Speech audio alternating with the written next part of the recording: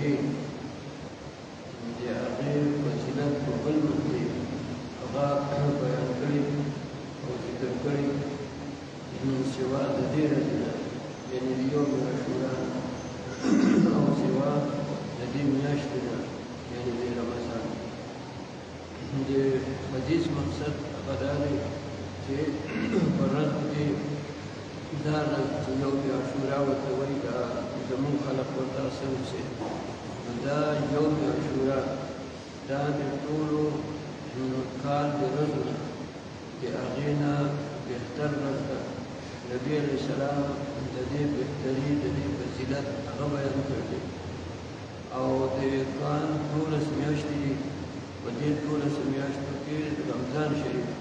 دا په ټولو میاشتو باندې دا بهتر او په ټولو میاشتو باندې دا افضل دی نو په ورځو کې بهتر دغه ورځ د رمضان نه علاوه په نورو روژو کې بهتر چې دی روژه او غوره روژه هغه دا د یوم عاشورا ده او په میاشتو کې غوره میاشت هغه د رمضان شریف د هغې دغه میاشت نو دې حدیث کې د میاشتو په نسبت کې د رمضان شریف د هغې فضیلت هغه بیان کړ او د ورځو په نسبت کې د عاشورا د دې فضیلت هغه بیان کړ نبی کریم صلی الله علیه وسلم دا روژه دی نیوله دا چې کله نبی کریم صلی الله علیه وسلم په مکه مکرمه کې و دا روژه به یې نیوله او قریشو هغوی هم دا روژه هغه نیوله او کله چې نبی کریم صلی الله علیه وسلم مدینې منورې هغې ته راغی نو بیا یې هم دا روژه نیوله او د یهودو هغوی هم دا روژه نیوله نبی کریم صلی الله علیه وسلم دا تاریخ دې کې چې دی نو څه بدلون راغی چې دا دغه نهمه ده او په لسمه ده نو خبر راغی چې نن ورځ هغه چې دی نو د دې میاشتې هغه لسمه یعنې یوم عاشورا ده نو نبي علیه السلام انصارو پسې خبر ولېږه که چا روژه نیولې خو ټیک ده یا که چا خوراک هغه چې دی نو نه کړی نو مه خورئ روژه کوئ او که چا خوړلي نو بیا د دې قضا هغه راړئ بله ورځې باندې د دې قضا راړئ نو نبي کریم صلی الله علیه وسلم د دې ورځې دومره اهمیت هغه یې کړی چې په مکه مکرمه کې چې و نو دا روژه به یې نیوله بیا قریشو هغوی هم دا روژه هغه نیوله بیا چې نبي علیه السلام هجرت وکړو او مدینې منورې ته راغی نو یو تاریخ کې څه ګډون او یو تاریخ کې چې دی نو څه اشتباه راغله لیکن وروسته نبي کریم صلی الله علیه وسلم ته معلومات وشوه چې نن یوم عاشورا ده او د مدینې د خلکو دا خیال و چې نن ګڼې یوم عاشورا نه ده نو نبي علیه السلام د مدینې خلکو ته دا د مدینې ځکه ویل چې نبي علیه السلام چې کوم ځای کې پاتې کېده دا صحرا و دا مسجد نبوي چې کوم ځای کې و دا خالي ځای و د نبي علیه السلام کورونه هلته و د مدینې ښار هغه کې 9 جومات و هغه 9 محلې وې هغه رکوټې د مسجد نبوي نه په سایډ باندې په طرف باندې و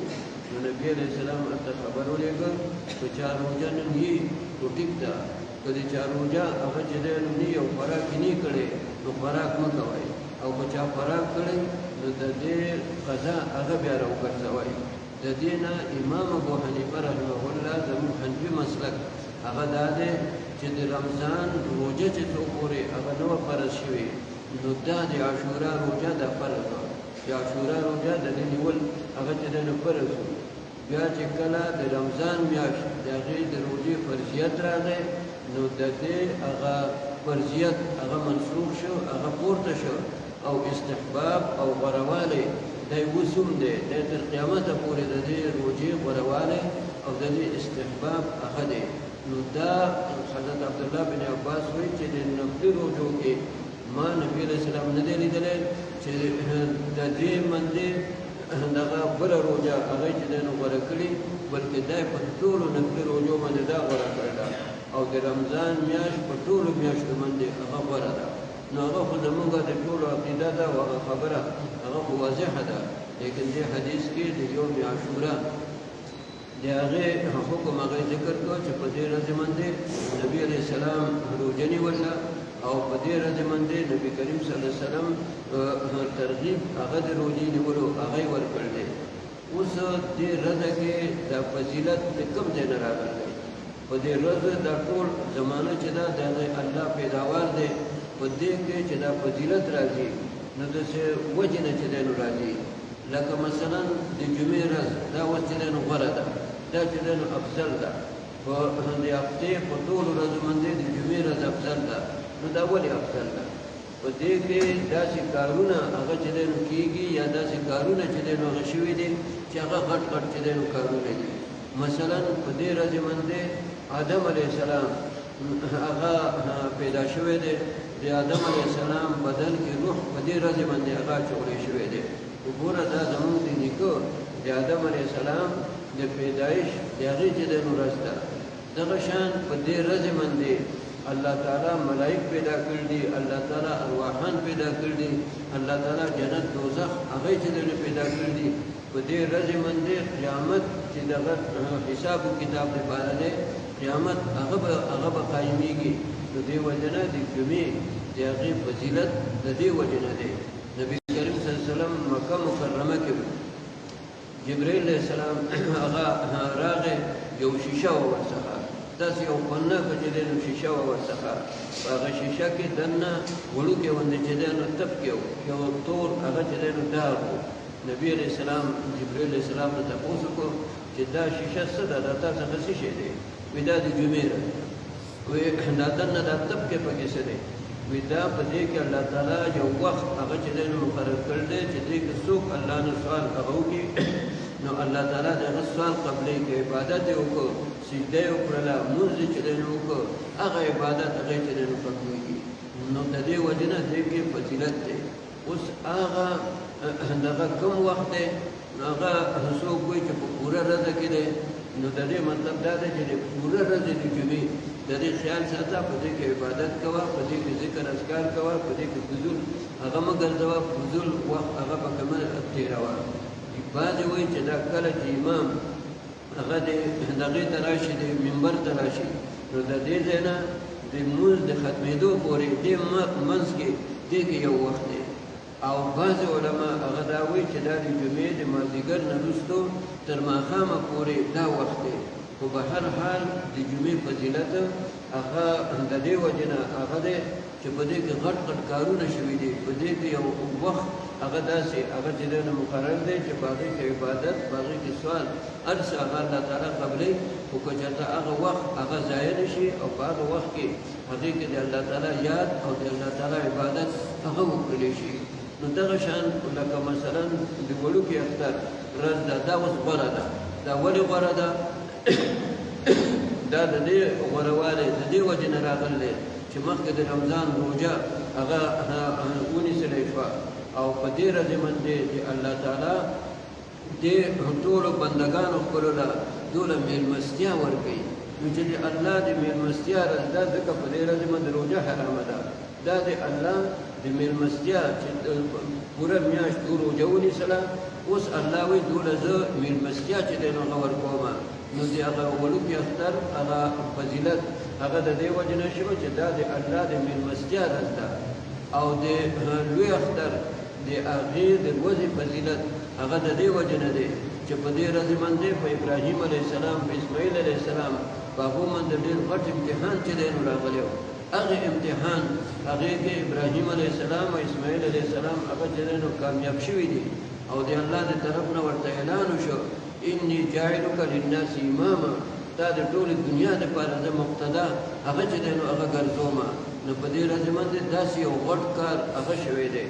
دغه شان یوم عرفه دا چې دی نو په ورځو کې غټه چې دی نو ورځ ده. په دې ورځې باندې ټول حجیان هغه د عرفات په میدان کې هغې کې د پښو نه پیابله، د سر نه سرتوره او په احرام هغې کې چې دی نو ولاړي، او په هغې کې دغه تکبیرونه وایي، په هغې کې تلبیې چې دی نو وایي، په هغې کې سوالونه کوي. او په دغه وخت سره شیطان هغه په غاړې په طرف باندې هغه ولاړي او په سر باندې خارې چې دی نو اچوي. او الله تعالی ملایکو ته هغه وایي چې وګوره کله چې ما دا انسانان پیدا کول او د دې فیصله مې کړې وه، نو تاسو وایئ چې اتجعل فیها من یفسد فیها ویسفک الدماء چې دا خو به وینه تویوي او دو به چې دی نو فساد کې دی نو کوي تاسو وګورئ څنګه ماته چې دی نو ولاړ دي د سر نه سرتوره دي د پښو نه چې دی نو پریبله دي په لمر کې ولاړ دي او چغې وایي او تکبیرونه وایي او لبیک اللهم لبیک چې دی نو وایي او ما نه سوالونه چې دی نو کوي نو د دې وجې نه دا د لوی یوم عرفه د دې فضیلت د دې وجې نه دی نو اوس دا یوم عاشورا د دې چې فضیلت دی نو دا د څه وجې نه دی د یوم عرفه باندې پوه شو د جمعې باندې پوه شو وړوکي اختر باندې پوه شو په لوی اختر باندې پوه شو لیکن دا د یوم عاشورا د دې فضیلت هغه د څه وجې نه دی نو په دې کې هم غټ غټ کارونه چې دی نو شوي دي نوح علیه السلام د هغه قوم چې کله غرق کېده او اسمان د هغه نه باران ورېد ځمکې اوبه چې دی نو راووښکلې ټوله دنیا په هغې باندې دومره چې دی نو هغه سیلاب شو نوح علیه السلام او د هغه سره چې چا ایمان هغه راوړی و هغه په هغه کشتۍ کې دا کشتۍ دا چې کله د بیت الله شریف هغه سعودي هغې ته چې دی نو لاړه د نوح علیه السلام کشتۍ چې کله سعودي هغې ته لاړه مکې ته لاړه نو د بیت الله شریف نه یې طواف وکړو د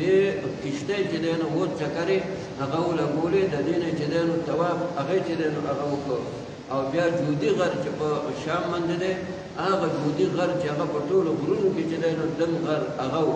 نو کله چې اوبه بند شوې او اوبه هغه چې دی نو کمېدې هغه شروع شوې هغه په هغه جودي غر باندې هغې باندې دا کشتۍ هغه چې دی نو هغه ودرېدله واستوت علی الجودي قرآن کې هم د دې ذکر دی هغه جودي غر هغې باندې دا کشتۍ هغه چې دی نو ودرېدله دا کېناسته نوح علیه السلام او هغه سره چې څوک په دې کشتۍ کې و هغه پوښته صحابه کرام وایي چې د نبي علیه السلام چې کله مبعوث کېده هغې وخته پورې د هغه چې دی نو کشتۍ د هغې هغه تختې هغه خلکو دغه قریشو دغه مکې والو چې دی نو هغه لیدل دي هغې وخته پورې دا هغې دا یو قسم له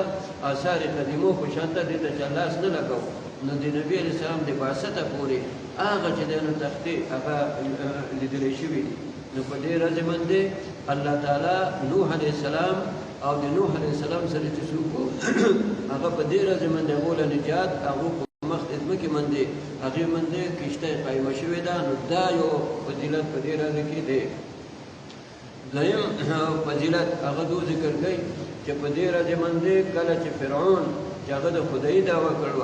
او هغه د دنیا ظلمونه هغه په بني اسرائیلو باندې هغه یې کړي د موسی علیه السلام د بعثت نه مخکې ومه او د موسی علیه السلام د بعثت نه وروسته ومه موسی علیه السلام هغه لا پیدا شوی چې دی نو چې د فرعون یو خوب ولیده چې داسې د بیت المقدس نه اور راغی او په دې مصر کې د قبطیانو د هغو کوم کورونه چې دي هغه اوسېدل او د بني اسرائیلو کور هغې ته څه ونه ویل د بني اسرائیلو کورونه هغه محفوظ پاتې شته نو دا خوب دا چې ترویتیانو ته ووایي دا چې تعبیر کنندو ته یې ووایي نو هغه ووایي چې دا بیت المقدس خو د بني اسرائیلو مرکز دی دا د هغو بنیاد دی هغې نه دا بني اسرائیل چې دی نو خواري شوي دي او دې نه معلومیږي چې د دې بني اسرائیلو په یو کس باندې به قبطیان ذلیله کېږي او دا حکومت دا به د دو په لاس باندې هغه به ختمېږي نو دا حکم وکړه چې دغه څوکۍ مقرر کړي چې کومه زنانه هغه چې دی نو امیدوارې نو یو پولیس سړی او یو چې دی نو پولیسه هغه ښځه دا د هر اسرائیلي د هر بني اسرائیل په هر کور باندې هغې باندې دا هغه مقرر کړه چې دا امیدواره ده نو هغه ښځې هغې به دننه چې دی نو راپورټ ورکړو چې او جات کې چې دی نو هغه وشو بار به پولیس چې دی نو په دروازه باندې ولاړو نو که چېرته هلک به و هغه به یې راړو هغه به قضیې کې چې دی نو ذبح کوو یذبحو ابناءهم او که جنۍ به وه هغه به یې بوتله ویستحیي نساءهم هغه به یې هغو ته چې دی نو حواله کړله الله تعالی هغه چې کوم کار کوي نو د الله تعالی کارونه هغه څوک رکولی شي الله تعالی په قرآن کریم کې فرمایي چې زما دا اراده وکړله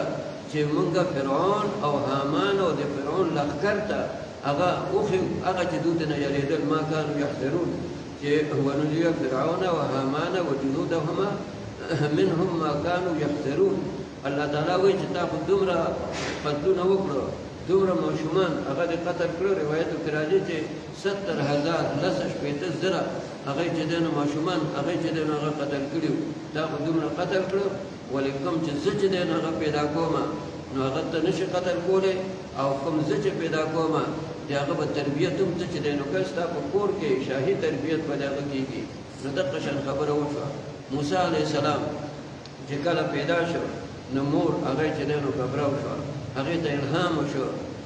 واوحینا الى ام موسی ان ارضعيه فاذا خفت عليه فالقيه في اليم ته ولا پای ورکوه ته ولا چې دی نو هغه ورکوه که دو درپسې راغی که نه نو بیا دریاب ته یې وغورځوه دا پروا هغه چې دی نه مه کوه انا رادوه الیک وجعلوه من المرسلین دا بچی به ستا کور ته بیا راځي او دی به پیغمبر په حیثیت هغې سره به چې دی نو راځي ته پروا هغه مه کوه دې یو صندوق هغه جوړ کړو هغې صندوق په هغې کې چې دی نو دا موسی علیه السلام دا یې کېښود صندوق هغې چې دی نو بند کړو هغه صندوق هغه دریاب ته هغې چې دی نو هغه وغورځوه وقالت لاخته قصفي خور هغې ته یې وویل د موسی علیه السلام کور ته چې ته ځه دغه پیټۍ کومې غاړې ته چې دی نوځي دا پیټۍ دا په دې دریاب کې روانه وه د دې دریاب نه د فرعون کور او باغچې ته نهر جدا شوی نو دا داسې طرف ته چې دی نو ګوري هغه د فرعون کور ته چې کوم نهر هغه چې دی نو را روان و نو دا په هغې باندې دا پیټۍ په دې را روانه شوه فرعون د خپل وزیرانو سره د خپل ارباب اقتدار سره ناست دی په مجلس کې محفلې چې دی نو قایم کړل دی چا داسې پیټۍ هغه ولیدله وایي داسې چې دی نو پیټۍ ده هغه یو ځل منډه کړله چې وینیسو هغه پیټۍ چې ونیسله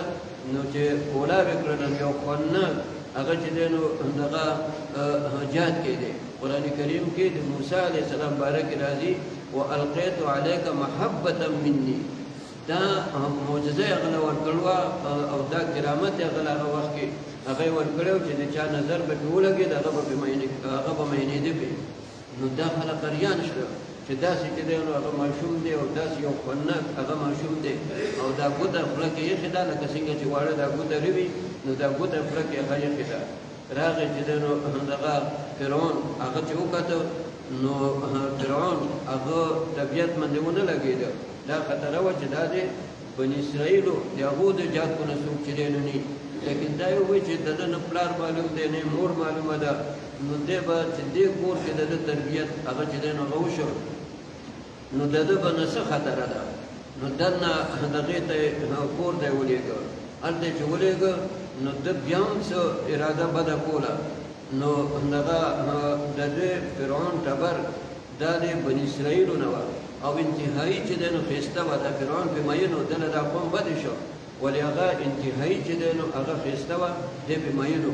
ولې د الله تعالی کارونو ته ګوره چې دی د هغه سره صحبت نه دی کړی هغې سره چې کله به اراده چې دی نو وکړه چې زه دې سره صحبت کوم نو چې دی به د هغې خوا ته ته نو یو دم به ودرېده تخته کېده به د صحبت هغه نه دی کړی دې کې د الله تعالی حکمت هغه دا چې حضرت آسیه دعا کړوه نجني من فرعون وعمله یا الله ما د فرعون نه او د ده د دې کار نه د دې نه ماله نجات چې دی نو راکړي الله تعالی هغه سوال هغې چې دی نو هغه قبول کړی و هغې له دې بدې شو ولې بادشاه او دی چې دی نو په زور باندې هغه په نکاح کې او په خپل عقد کې هغې کې راویستې وه نو د دې د قتل اراده هغه چې وکړه نو هغې ورته ویل لا تقتلوه عسى ان ينفعنا او نتخذه ولدا او لا تقتلوه وی دا چې دی نو مه قتل کوئ او دا زما د سترګو یخوالی هغه دی قرة عین لي ولک زما د سترګو او ستا د سترګو یخوالی دی فرعون په هغه وخت کې وایي ستا د سترګې یخوالی به وي خو زما د سترګې یخوالی هغه نه دی نو دله بدې شو ته دې شکر ته سره د دې نه چې په هغه باندې به هر څوک چې دی نه میینېده خو د ده زړه کې دقه چې دی نو تراره وه چې دا به چېرته د بني اسرائیلو دی هغه چې دی نو کوم شي نه چې خلک یېرېږي هغه شی ورته هغه پیش کېږي نو د ده یېره هم چې دی نو هغه دغه وه کله چې هغه حضرت آسیه هغې چې دی نو د ده نه بچ کړ او د مرګ او د قتل نه بچ کړ او دا یې ووایي چې دا به داسې وي لکه زمونږ زوی. نو اوس دغه دایانې چې دی نو راځي او دې ته چې دی نو اخري الله تعالی وایي وحرمنا علیه المراضع من قبل، مونږ د خلقو او د ښځو د پی په دمن دی هغه چې دی نو منع کړي. نو دغه ځای کې دا خور خو داسې را روانه ده ګوري او وخت په وخت باندې خپل مور ته رپورټ هغه چې دی نو رسوي. نو دغه ځای کې دی د خولې نه هغه دا ووته چې دغه تاسو ته زه وښیم چې دې له څوک پی هغه چې دی نو هغه ورکړي. دو یو دم دا خبره محسوس کړه، لیکن هغې یو دم هغه ووایي چې زه ستاسو د وجې نه ویم، زه ستاسو د وجې نه ویم. نو دوی ووایي وښیه. نو کله چې دغه د موسی علیه السلام مور راغله او دی داسې چې دی نو غېږ کې چې دی نو ونیسه نو دی ورته ونښه او داسې هغه دی هغه چې دی نو خوله کې هغه یې دغه کړه ونښت ورسره لکه جهاد کې څنګه مور سره هغه ونښلي. دغه ځای کې بیا د دوی چې دی نو شک هغه چې دی نو وشو. نو د موسی علیه السلام مور هغه ځان لږ بې پروا کړ، ورته یې وویل زما کارونه زه دې له چې دی نو نه شم چې دی نو راتللی چې زه بهر وخت کې راځم زما هلته کې چې دی نو کار دی لکه ځان هغه یې چې دی نو بې پروا کړ. نو دوی ورته ویل ځه ته چې دی نو اړو مه راځه خدای هلته ځان سره ساته چې څو کورې د پیو ایي دې تا کوي. نو خرچه یې ولې هم ورکوله او د هغې یو قدر و قیمت هغه هم چې دی نو زیات شو او دې موسی علیه السلام دغه تربیت هغې کو. کله چې د پیو نه هغې چې دی نو پرې کوو نو حضرت آسیه هغې ته ویل چې اوس دی د خوراک قابل دی، اوس دی د پیو نه د هغې نه چې دی نو زه پرې کومه. هغې ویل ته راشه. چې کله راله د مصر ښځو ته یې ووایي چې نن یو تقریب کوو، نن یو جشن چې دی نو کوو. هغه ماشوم هغه د پیو نه د هغې نه بندوي. نو ښځې را جمع شوې، ځان سره یې رونه راوړل، ځان سره نندرې چې دی نو راوړلې. نو هغه خو د فرعون کور هغه ته د نندرو څه ضرورت و، هغه ټول نندرې هغه یې واخیستې د موسی علیه السلام مور هغې ته چې دی نو ورکړې او د موسی علیه السلام تربیت په دغه کور هغې کې کېده. 13 کاله پورې موسی علیه السلام هغه په دغه کور کې و. بیا چې هغه قبطي هغه په یو اسرائیلي باندې ظلم چې دی نو هغه کو او موسی علیه السلام دغه د قتل اراده نه وه کړې، خو هغه ظلم کو. یو اسرائیلي و هغه ته یې ویې چې ته دا پیټې اوچت کړه، دا بوجۍ اوچته کړه. هغه وایي دا زه نه شم اوچتولی، وایي دا به ته چې دی نه وړې. نو هغه وایي زه وړی نه شم، دا اوچتولی نه شم. موسی علیه السلام ورته وایي چې هغه کمزوری دی، دا دومره لویه بوجۍ ده، هغه نشي چې دی نو اوچتولی. ته ورسره چې دی نو څه لاس وکړه، وایي نه دا به دی وړي. نو هغه ورته څپېړه را واچوله. نو هغه څپېړه داسې وه خو د پیغمبر څپېړه وه. نو د دې وجې نه هغې سره هغه چې دی نو هغه مړ شو. نو دو اجلاس پارلیمنت هغې چې دی نو دغه دا کېښود چې فرعون ورته دا اوس وایي چې ګوره زه چې د چا نه یارېدم هغه خو چې دی نو دغه سړی چې دی نو ثابت شو، دا مړی خو ده چې دی نو هغه کړ دی. نو دغه ځای کې یو سړی و چې هغه څه دغه ځان له څه کسب مسب څه کار یې کو، هغه په دې باندې هغه پوه شو. نو زر راغی موسی علیه السلام ته وی چې ان الملأ یأتمرون بک لیقتلوک فاخرج انی لک من الناصحین. چې دننه پارلیمنټ کې چې دی نو میټینګ دی او ستا باره کې چې دی نو میټینګ دی، دا چې دی نو دغه کوي قتل کوي دې ځای نه وځه. نو موسی علیه السلام د دې ځای نه چې دی نو هغه مدین ته چې دی نو لاړ. اوږده قصه ده. بیا مدین کې 10 کاله هغه چې دی نو پاتې و. بیا مور او ورور هارون علیه السلام او خور دا یاد شکړ. نو شعیب علیه السلام ته ویل چې زه ځم. هغه ورته ویل ځه.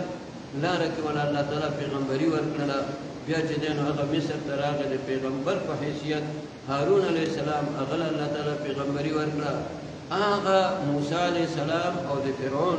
د دوی دا کشمکش 10 کاله و. موسی علیه السلام دلته چې دعوت ورکړی دی نو 10 کاله هغه چې دی نو دعوت یې ورکړی دی. د فرعون داسې دربار نه و، د ده منظري چې دی نو هغه ساتلي و. په دروازه به چې څوک راته نو دواړو غاړو ته منظري و. نو هسې څوک دلته چې دی نو نشي راتلی. موسی علیه السلام او هارون علیه السلام به چې راتله منظرو به سرونه کته کړه، اوچتې ورته نه دي کتلې، سرونه به یې چې دی نو کته کړه داسې لکه سجده چې څنګه کوي.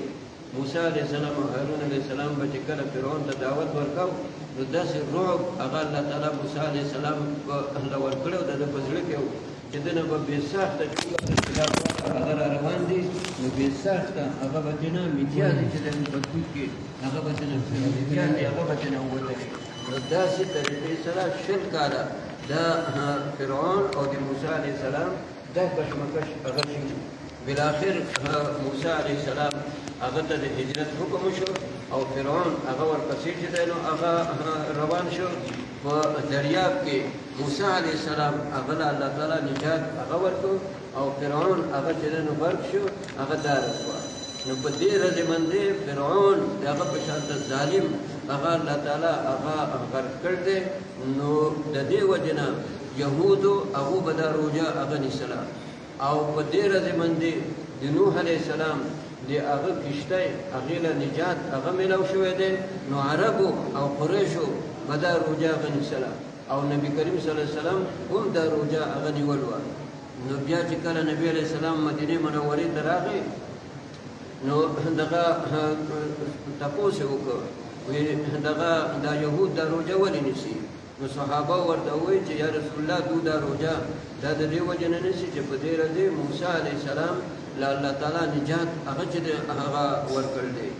نو نبي علیه السلام ویل چې د دې حقدار خو موږ یو چې په موسی علیه السلام باندې داسې یو لوی انعام شوی دی نو هغه خو پیغمبر او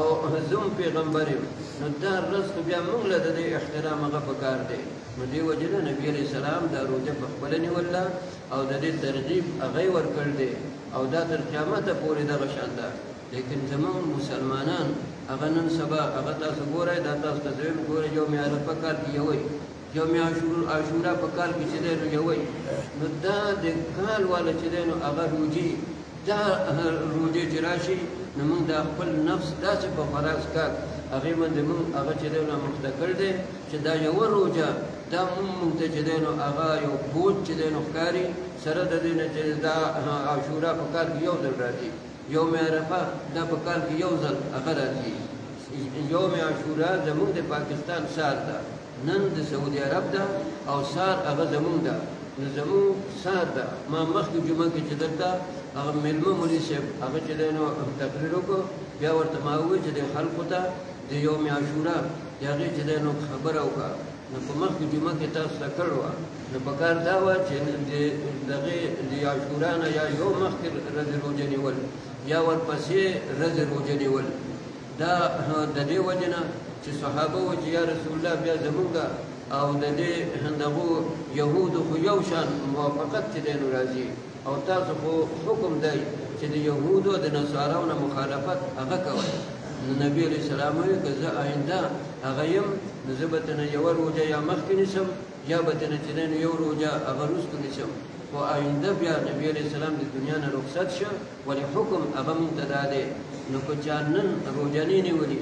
نو سبا یوم عاشورا ده ورپسې بله روژه هغه ونیسلی شي نو دا دوه روژې که سړی په کال کې ونیسلی نو کم تکلیف دی نو داسې دا نفس او دا شیطان دا مونږ داسې چې دی نو هغه مسکړ دی چې دا یوه روژه دوه روژې نیول دا مونږ ته چې دی نو دومره چې دی نو هغه تکلیف دی نو په د دې ورځې فضیلت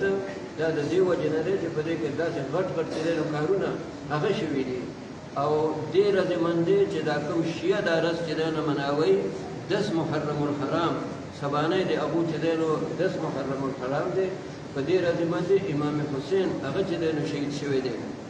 لیکن فضیلت د دې د امام حسین د شهادت د وجې نه دی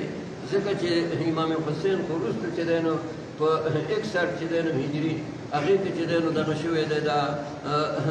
شهید شوی دی او نبی علیه السلام خو دا په مکه کې هم نیوله او نبی علیه السلام په مدینه کې د دې ترغیب هغه چې ورکاوه نو ټیک ته دا یو واقعه شوې ده ولې دا فضیلت د نورو خبرو د وجې نه دی د دې وجې نه هغه نه دی چې په دې ورځې باندې امام حسین شهید شوی دی د امام حسین د شهادت دغه شان خو بدر کې چې صحابه شهیدان شوي دي په احد کې صحابه شهیدان شوي دي په فتح د مکه کې صحابه هغه شهیدان شوي دي په نورو ځایونو کې صحابه هغه شهیدان شوي دي هغه ورځې هغه چا نه دي مناو کړي نه په شریعت کې هغې مناوول چې دی نشته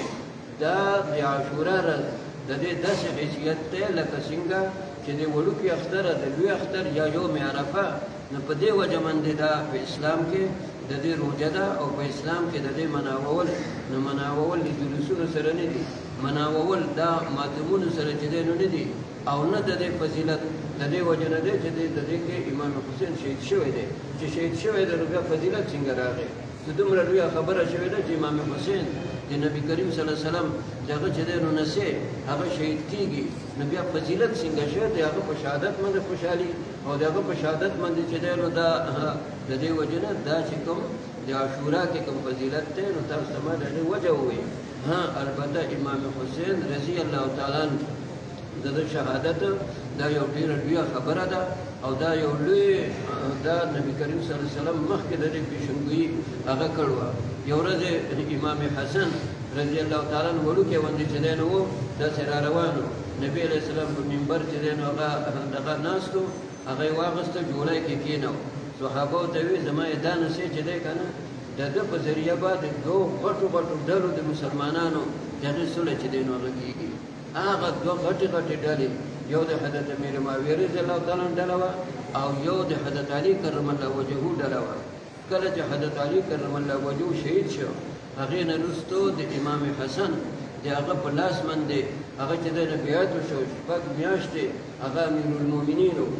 بیا د حضرت امیر معاویه رضی الله تعالی عنه مقابلې ته هغه دی لاړ حضرت عمرو بن العاص رضی الله تعالی عنه وی چې دا لښکرې وکتې وی دا داسې لښکرې دي چې دا واپس نه ځي دا هغه لښکرې راغلې چې دا واپس چې دی نو نه ځي یا به دومري او یا به چې دی نو زمونږ خاتمه هغه به چې دی نو کوي دا چې دی نو داسې واپس چې دی نو نه ځي حضرت امیر معاویه رضی الله تعالی عنه ورته دې کونډو یتیمانانو سره به زه څه کوم چې مثلا چې دی نو زمونږ هغه ختم کړ یا په خپله چې دی نو په موږ باندې ځان ختم کړ دا کونډې یتیمانانو دا به څنګه چې دی نو سنبالو نو هغه وی که ستا خوښ نو زه دو سره پیشکشي د صلح چې دی نو کوم کله چې امام حسن رضی الله تعالی عنه پسې وفد لاړ او د دغه صلح دغه پیشکش هغه ورته وکړ نو هغه څه تحفظات وو هغې ویل د دې ذمهواري به ماله څوک چې دی نو هغه راکوي نو د هغې ذمهواري هغه جرګې ذمهواري واخیستله او بیا امام حسن رضی الله تعالی عنه هغه د حضرت امیر معاویه رضی الله تعالی عنه په لاس باندې بیعت وکړ او خپل ټول هغه حکومت او خپل ټول خلک د هغو د طرف نه یې بیعت وکړ په دمشق په جامع مسجد کې هغې کې یو سړی راپورته شو امام حسن رضی الله تعالی عنه ته یې ویل تا نن د بني هاشمو او تا د عربو د هغو پوزه خاورې کې میلاو کړه تا هغه ذلیله کړه امام حسن ویل چې ما ذلیله کړې نه دي دوله ما عزت ترې نه ورکړه چې د لا اله الا الله محمد رسول الله د ویلو والا و د هغو وینه بچ شوه د هغو چې دی نو صلح وشوه د هغو حفاظت چې دی نو وشو دا ما عربو له او بني هاشمو له عزت چې دی نو ورکړه ما هغو له بېعزتي هغه نه ده ورکړې بیا د هغې نه وروستو بیا امام حسین رضی الله تعالی عنه هغه چې کوم جذبه باندې راغلی و نو هغه دا کوم چې اوس دا ماتم کوي هغه دې خلکو رابللی و 4,000 خلکو هغو چې دی نو دغه اطلاع ورکړله او 400 خلکو خط چې دی نو ولېږه چې امام حسین ته ویې ته راشه او مونږ چې دی نو ستا په لاس باندې هغه بیعت هغه کړو کله چې دی ته نو حضرت عبدالله بن عباس ورته ووایي چې دا د کوفې والے چې دی تو ستا پلار سره بېوفایي چې دی نو کړې وه تا سره هم چې دی نو بېوفایي وکړې مه ځه لیکن به هر حال دی چې دی نو هغه راغی کله چې دی کوفې ته لا نه چې دی نو رسېدلی کربلا میدان هغې ته راغی نو امام حسین رضی الله تعالی عنه پوه شو چې دغه خلک د خپلې خبرې نه هغه واپس شو نو دا کله چې امام حسین ته که نه نو دا قبایل دا ورسره دغه شان روان وو لکه اوس دې ځای باندې چې امام حسین ځي او جودیشان دي ورسره مخکې دوداد دي پنډګول دي داسې په مخه باندې دا خلک ورسره ځي کله چې امام حسین ته پته ولګېدل چې حالات بل شان دي نو خلکو ته هغه یې وویل چې سړو ګورې حالات خطرناک دي تاسو ته زما اجازه ده هغه ځای نه خلک واپس کېده کله چې هغه د ده نه ګیره چې دی نه وشوه د شپې لکه اوس سهار به جنګ شروع کېږي نو امام حسین بیا اعلان وکړ چې سړو که چېرته څوک ځئ نو چې دی نو بلکل زما د طرف نه هغه درته اجازه ده نو بیا یې دغه کومه ډیوه چې بلېدله هغه یې مړه کړه ځینې سړی د شرم نه چې دی نو بیا نشي تللی ډیوه یې چې دی نو مړه کړه چې څوک ځئ نو ګوره ما ته نه ښکاري توره تیاره ده ځئ صرف امام حسین سره یو کس هغه د باندو غاړې نه یو د هغه غلام دا یو دوه کسان چې دی نه پاتې شول نو ټول خلک چې دی نو لاړ امام حسین رضی الله تعالی عنه هغه یو ثبوت دنیا ته چې دی نه پیش کړ چې نه راسره فوج دی نه راسره لښکر شته نه راسره اقربه شته نه راسره قبایل چې دی نو شته یو امام حسین او دغه تقریبا یو کم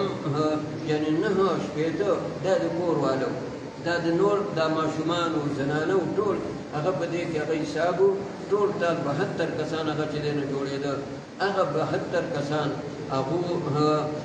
تر څو پورې چې امام حسین هغه کې چې دی نو ساو هغه 72 کسان هغه اقشان چې دی نو هغه جنګېدل ټول دنیا ته یو ریکارډ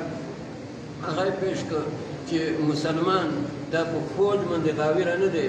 مسلمان هغه په ایټم بم باندې غاویره نه دی مسلمان هغه په خپل قبیله باندې غاویره نه دی مسلمان هغه کې اعتماد چې دی نو کوي نو هغه د الله په ذات باندې کوي د امام حسین د هغه چې دی نو د الله په ذات باندې هغه اعتماد او په حق میدان کې د جهاد په سره د ماشومان او د زنانو سره هغه و لیکن تښتېدلی نه دی یا چې دی نو دغه پیشکش چې دی نو نه دی کړی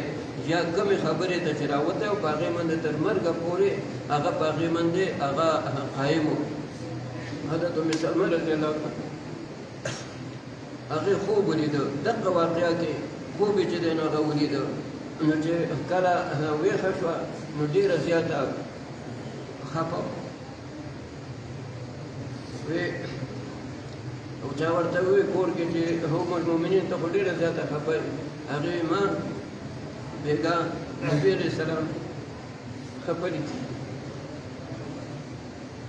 وی ما ته تپوس وکړ چې یا رسول الله ته خو ډېر خفه هغه معلومېږي نبي علیه السلام راته خوب کې ووی چې جبرائیل علیه السلام ماله د امام حسین چې وینه په کوم ځای کې هغه توی شوې ده هغه خاوره راغله هغه قبول نو امام حسین داسې یو خبره مخې ته کېښوه چې په قومیت پسې مه ځئ په لښکرو پسې مه ځئ چې د حقه خبره درته یو خبره هغه درته حقه هغه چې دی نو هغه ښکاري نو میدان کې هغه ودرېږه دا ټولې دنیا هغې ته دا یو دغه ثبوت او یو حجت هغې چې دی نو پیش کړ نن ګوره موږ چې خطبه وایو موږ وایو الحسن والحسین سیدا شباب اهل الجنه چې امام حسن امام حسین د جنت کې چې کوم ځوانان دي یعنی کوم هلته خو ټول یو شانته عمر والی خو کوم چې په دې ځوانۍ کې چې دی نو هغه مړه دي نو د دو مشر هغه به امام حسن او امام حسین به د دو چې دی نو هغه مشر وي کوم چې دا سپینګیري بوډاګان دي د دو مشر حضرت ابوبکر هغه به او د ځوانانو چې دی نو مشر هغه به امام حسن او امام حسین دا د مسلمانانو هغه عقیده ده خو نن سبا دا فیسبوک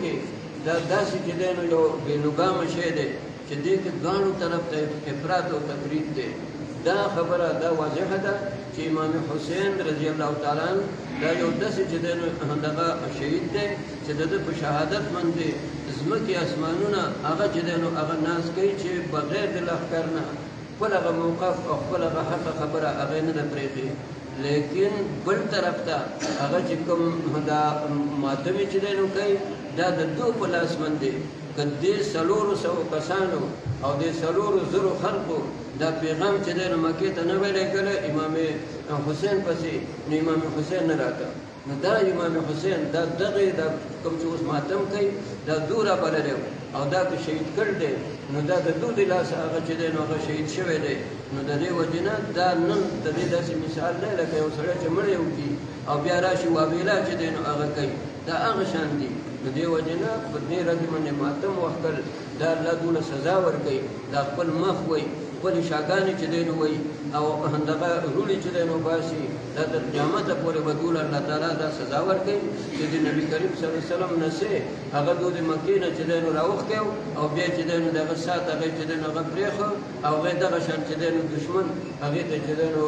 مخامخ کړ او د هغې نتیجه دا راووتله چې امام حسین هغه هم شهید شو او داسې شهادت دی چې د امام حسین سر په یو ځای کې دفن دی او د امام حسین دغه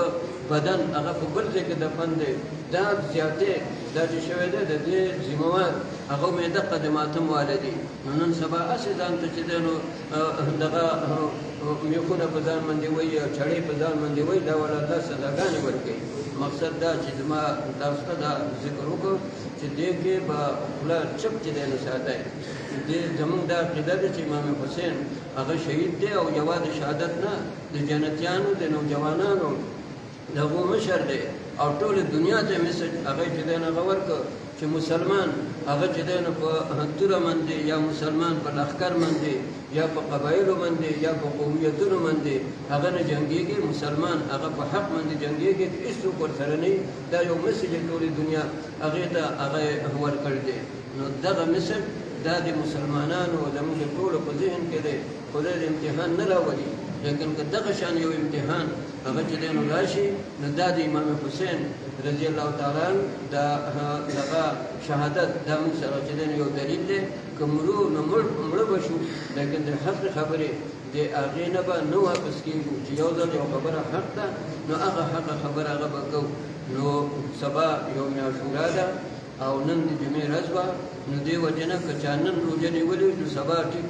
او که چا نن هغه چې دی نو نه نیولي نو سبا روژه ونیسئ یو ورځ ورپسې بله چې دی نو هغه ونیسئ نو دا کال کې اوس آینده تاسو دې ورځې ته رسئ که نه دې څه پته چې دی نو چاته هغه لګي نو دې وجې نه دا په کال کې یو څو روژې راځي یوم عرفه راځي یوم عاشورا چې دی نو راځي د شوال چې دی نو یو شپږ روژې دي دا روژې دا چې دی نو مه خطا کوئ دا چې څو پورې در الله زندګي را کړي نو د دې کوشش کوئ د دې فضیلتونه دي الله دې موږ ټولو له عمل کولو توفیق راکړي او لکه څنګه چې امام حسین رضی الله تعالی عنه هغه په حق باندې هغه ولاړو سر هغې چې دی نو ورکړو لیکن باطل هغه ته چې دی نو سر هغې چې دی نو ټیټ نه کړ الله دې دغه شان جذبه دا د هر مسلمان د هغه نصیب کړي واخر دعوانا الحمدلله رب العالمین